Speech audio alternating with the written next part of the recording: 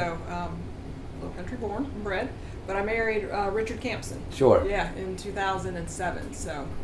And you guys moved here, or was he living here? He was living here, yeah. And you're in that house, the same house that he was in at the time? No, we're not. Okay. He grew up on Hamlin Creek. Okay. Down kind of, they called it Waterway Boulevard at one point, then they changed it to 19th Avenue, but he had a nice little spot back there on Dirt Road. Okay. And so that's where they all grew up. Yeah. Chip, Terry, Cindy. And we've since sold that house and after the parents passed away. But he bought a lot really in the 90s on the old dump.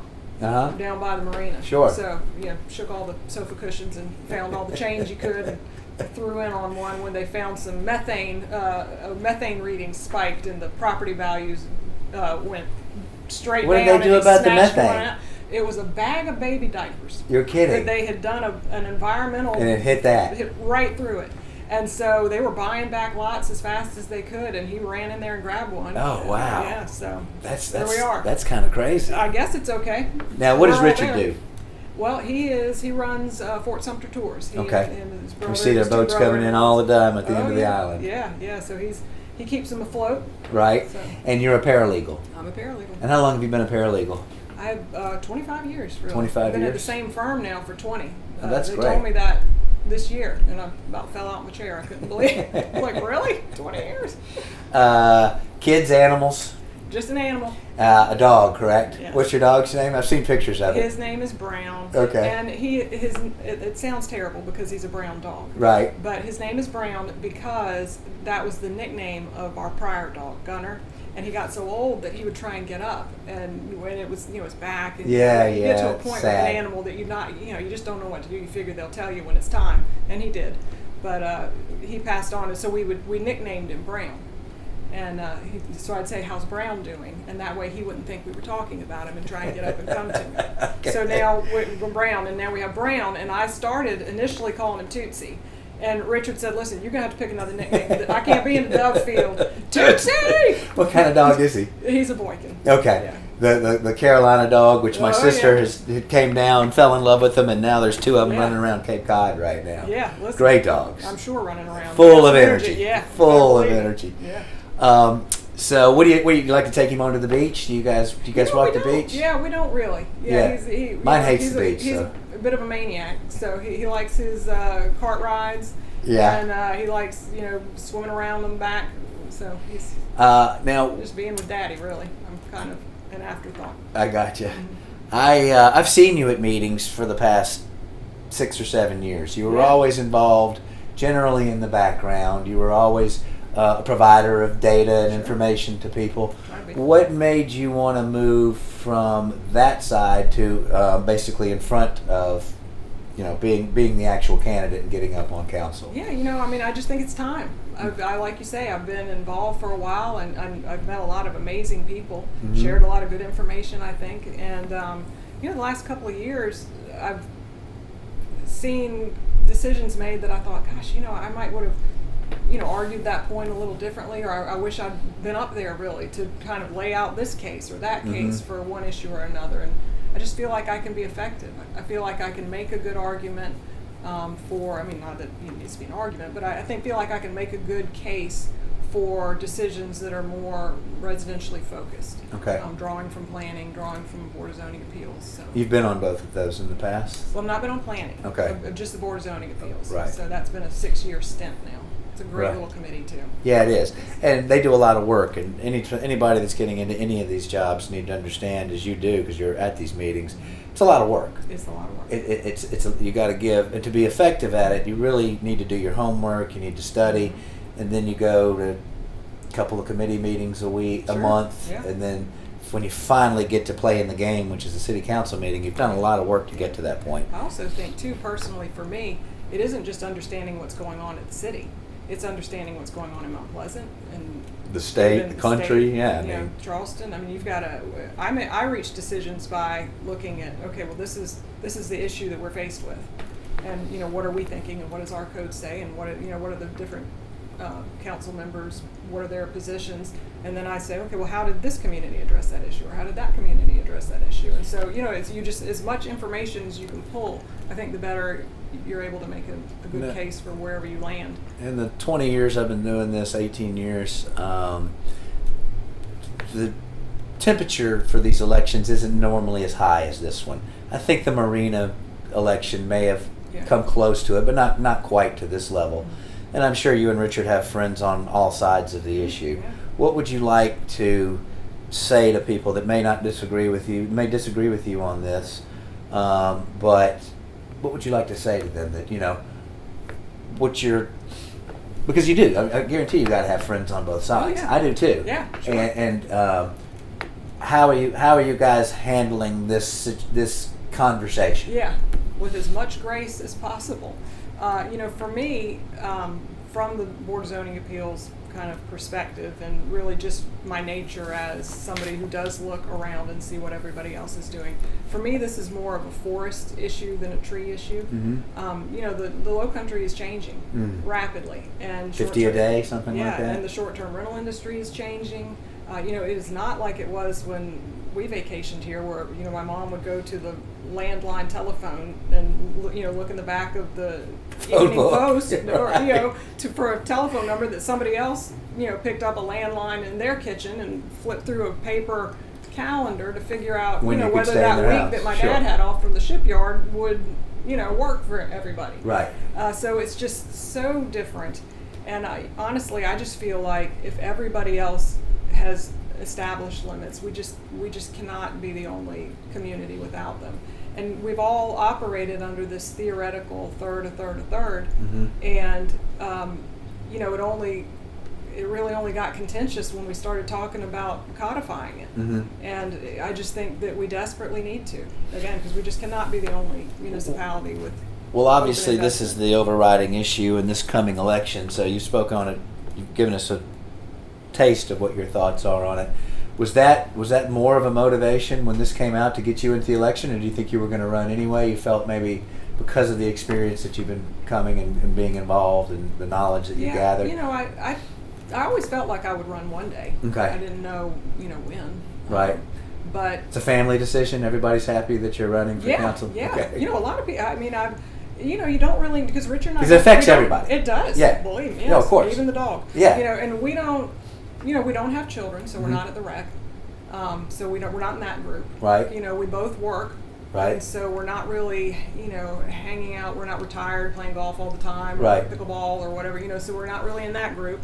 We have a great little street, but I've always kind of wondered. I'm not really sure how well nobody even knows we exist back here. Mm-hmm. How well received will I be? Mm-hmm. But I have spoken a lot, and apparently people have heard, because I'm finding when I'm getting into the community, there are more people that know me. It's interesting. It's been interesting to see how many people are even aware of me and my ideas. Well, that's one of the great things about this community and Sullivan's Island, and I'll pat myself on the back a little bit that we are a very informed and engaged community, and that reflects itself in our elections. Every year we outvote our communities surround us 2-1 almost. We do. So it is, everyone, whether they agree with you or not, is engaged. Yes. And the engagement level, sometimes it's handled with grace, sometimes it's not. Yeah. What will we be able to do to maybe bring the tone down after the election, no matter what happens? I think just really dealing, in fact, being a lot more engaged in getting good information disseminated in some way. Mm-hmm. I'm not certain I know what that is. It could be more information on the city website. A lot of people have trouble with the city website. Sure. Tons of trouble finding anything. I get a ton of calls. Can you help me find it? And I'm a paralegal, and so I'm on government websites all the time, looking around, and most of them are terrible. Yeah, it's unbelievable. None of them are easy. But once you understand how they're terrible, you can get to where you need to go.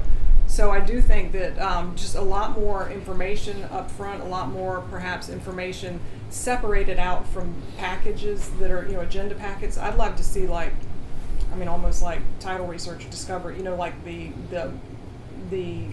underlying documents more readily available, so that people can make up their own minds about stuff and find it. find the information they need to make an informed decision.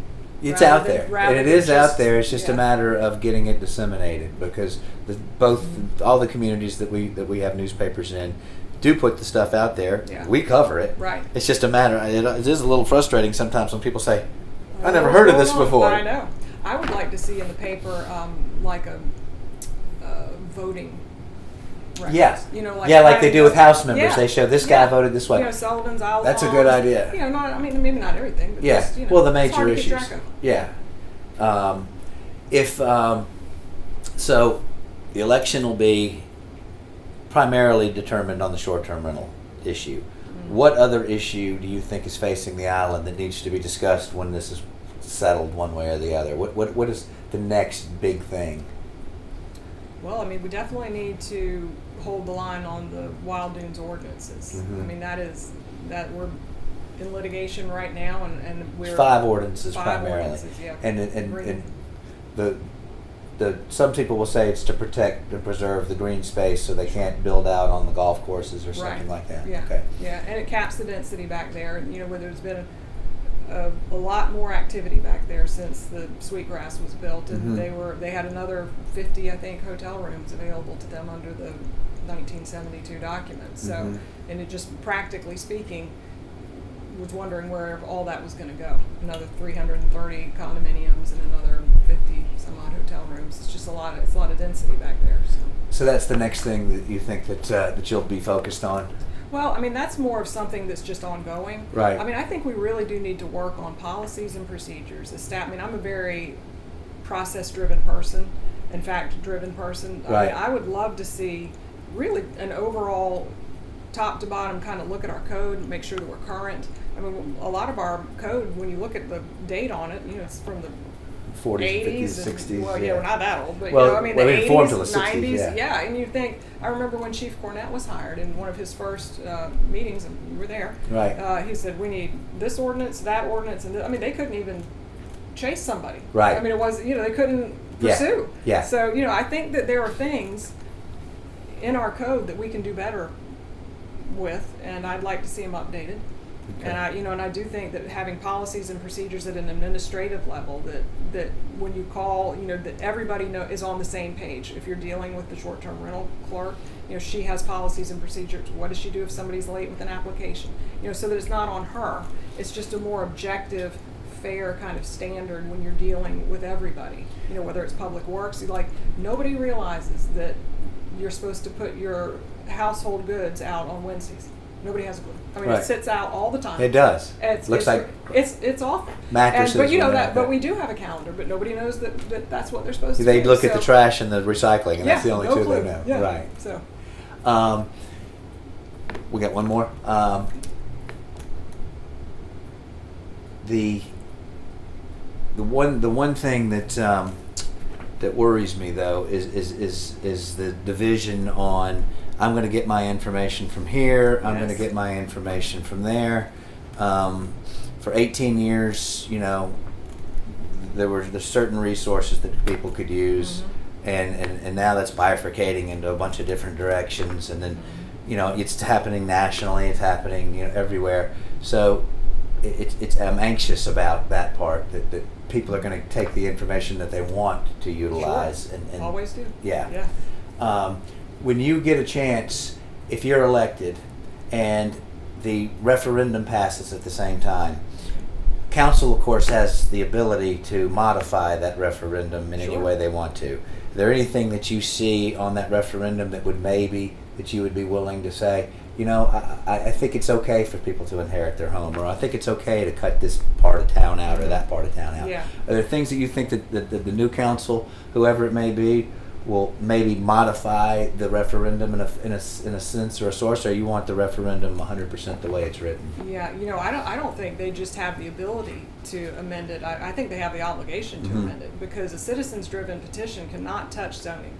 And so, you know, zoning is where our current short-term rental ordinance lives. It's in our zoning code. Right. And frankly, it probably should be. So, you know, when you're able to deal in zoning, You can carve out clearly commercial districts, which they should be. I mean, if you cannot get a business license in a business district, something exactly. is wrong. I mean, what have we done? Yeah. You know, and heirs can inherit the licenses. There's been some confusion. No, apparently. again. Yeah. And so, you know, definitely want to maintain that. Look at maybe because that it's natural. Would it make people anxious? Yeah. Christ, absolutely. if my child can't have my house, and they can't afford it, and you know, so. So you would be willing, and you think it's an obligation for whoever's on council to look at this and say, let's get the best thing out of this. What we've learned from the confrontation for the last 2 months, the good points from each side. Yes. And I'm a little concerned that I've talked to a few people, not a lot, that are, you know, they have a hesitancy about, you know, 1 or 2 sentences in there. And so they think, well, I might vote no on the referendum, but I'm going to vote for you, and I like Scott, and not Leo. So I'm a little concerned that we can end up with a slate of candidates that are in favor of a referendum that might not pass, because the same people have the expectation, oh, but you'll do something anyway. But that's not the cloth I'm cut from. I mean, if this community says no, I would be hard pressed to change it. I mean, I honestly, I truly believe that we need limits. We cannot be the only open market. But you know, if we go to a citizen referendum and it fails, you know, now I do know that Ashley and Blair and Rusty, I mean, other people have expressed an interest in some limit, just not the limit that's out there being voted on. But that concerns me a great deal. I'd be hard pressed to just, you know, full steam ahead it. Because it's what you want to do. If people, of course. I mean, because you're there for the people. You're Absolutely. there to, you know, a lot of these, you know, I feel like that PRD, getting those ordinance passed, kind of took a storming of the castle by the peasants. And like, you know, I was one of the peasants, and you know, I was one of the peasants in the short-term rental discussion, and you know, I'm just ready to be up there and have a voice. I've seen this community, though, in Sullivan's Island and other communities. The school was contentious here. Nobody ever talks about the school anymore, except for how great it is. Yes. The marina was contentious, and everybody seems happy, mostly with the marina now. You know, with the addition of the public dock, that'll be, you know, it'll change the dynamic down there. If you got last minute or whatever to tell the folks out there that are watching this why it's important that they vote for you. Well, I mean, I think that I do bring a lot to the table as far as a history of understanding how the city works. I know the people that are in the administration of the city, and I've been, you know, I do pay attention. I'm very grounded in. I have a good knowledge base from which to draw to make decisions, and I'm also I'm a very open thinker. Like I'm not so tunneled on my own objectives that I can't look and see what's in the best interest of the community, because again, I'm not a tree thinker. I'm not like what do I want, what does me mean, you know. I am a forest person. You know, we need to make decisions that are in best interest of the entire community. And honestly, you know, sometimes what that means is you're going to make everybody a little bit mad. If everybody's a little bit angry at you, you've probably done a pretty good job. I know that feeling. You just we do. Yeah. We do. Then you're doing all right. You know, you're not catering to one. No, I love the best. You know, everybody's not. You know. I love the best when I get my 2 messages, and one is like, "How could you write that article, you moron?" And the next one's like, "That was the best article I've ever read." It's like, okay, did your job. Exactly. So that's how I intend to do my job. All right. Well, I know you've got an event to get to, and I really appreciate you coming in. I don't normally look like this. If you see me in the grocery store, I'll be in a t-shirt. Well, all of it's a little much. I'm down to 4 shirts, so I had to wear this. Yes. With my fire, I have 4 shirts, so this was the one white one. Well, thank you for having me.